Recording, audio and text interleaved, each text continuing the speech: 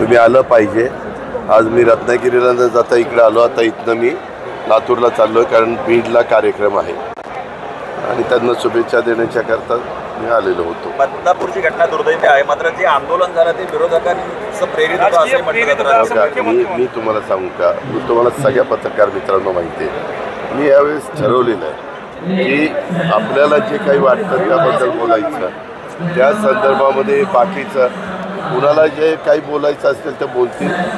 असल्या ह्या नाराजांना अतिशय इतकं कडक शासन दिलं पाहिजे की पुन्हा त्यांना अशा गोष्टी करण्याचं धाडसच होता कामा नये। एवढं कडक शासन दिलं पाहिजे की पुन्हा असलं काही करण्याच्या स्थितीत ते राहिलेच नाही पाहिजे। म्हणजे कसलं शासन दिलं पाहिजे बघा, तशा पद्धतीचा कायदा आपण विधानसभेत त्यामध्ये आपण जरी केला तर हा कायदा केंद्राने करायचा असतो। आम्ही शिफारस शेवटी केंद्राला करत असतो। मागे तुम्हाला आठवत असेल, आपण शक्ती कायद्याच्याबद्दल बराच मागच्या सरकारमध्ये आम्ही प्रयत्न केला। जे काही लोक आम्ही शेजारच्या राज्यामध्ये तो कायदा केला ते बघायला सांगितलं, जॉईंट सिलेक्ट कमिटी केली। कारण काय होतं, फार म्हणजे तुम्ही मलाही आवडत नाही, काही लोक म्हणतात नाही जाता मुलींनी उशीर झाल्यावर बाहेर पडू नये, मुलांनी पडावं आणि मुलींनी पडू नये असं कसं? मुलालाही तुम्ही जे मुलांना नियम लावतात त्याच मुलींना नियम लागले पाहिजे। आणि त्यांनी बाहेर पडायचं नाही का तर त्या मुली आहेत, आपण मुलींच्याकडे बघण्याचा दृष्टिकोन हाच आपण सगळ्यांनी बदलला पाहिजे। कारण त्याही समाजातला एक महत्त्वाचा घटक आहे। स्त्री असेल, मायमाऊली असेल, बहीण असेल, मुलगी असेल, या पद्धतीनं झालं पाहिजे।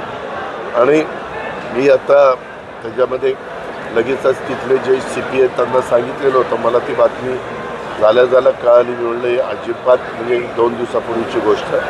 डुंबरे म्हणून तिथं CP आहे, म्हणलं डुंबरे याच्यामध्ये कुणाचाही हस्तक्षेप होता कामा नये आणि ती तातडीनं एवढी कडक ॲक्शन घ्या आणि तितकं फास्ट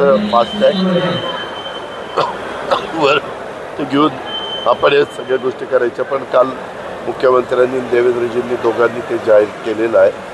आज आता पुन्हा आम्ही एकत्र आहोतच, त्यावेळेस पण